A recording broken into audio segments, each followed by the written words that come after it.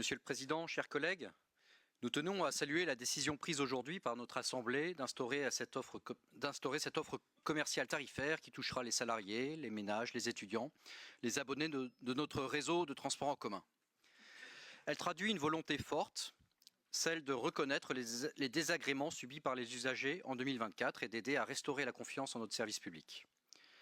Les difficultés rencontrées, notamment les perturbations liées à la problématique de l'amiante et à la mise en place du nouveau pilote automatique, ont incontestablement affecté le quotidien de nombreux métropolitains. Rater son train, ne pas réussir à aller travailler, arriver en retard à des examens universitaires, ne pas pouvoir arriver à l'heure pour chercher ses enfants à la crèche, ce sont des réalités bien concrètes que nos habitants ont subies.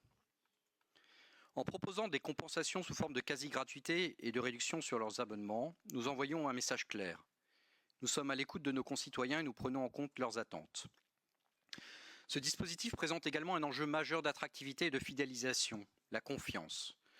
Encourager les usagers à poursuivre et adopter l'abonnement est une mesure pragmatique qui bénéficiera à l'ensemble du réseau, en favorisant une utilisation régulière des transports en commun, en renforçant leur rôle central dans notre politique de mobilité durable.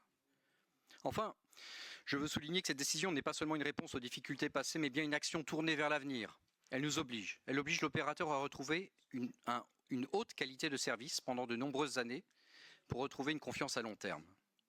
Je remercie donc l'ensemble des parties prenantes, élus et services de la métropole, pour leur engagement dans la mise en œuvre de cette démarche positive. Et puis, cette délibération ouvre une perspective, Monsieur le Président, la perspective de pouvoir reproduire de façon peut-être plus automatique un mécanisme de compensation si jamais des nouvelles perturbations d'ampleur devaient de nouveau arriver, ce que bien sûr nous ne souhaitons pas et n'arrivera plus, mais sait-on jamais. Notre groupe votera donc avec conviction en faveur de cette délibération. Je vous remercie.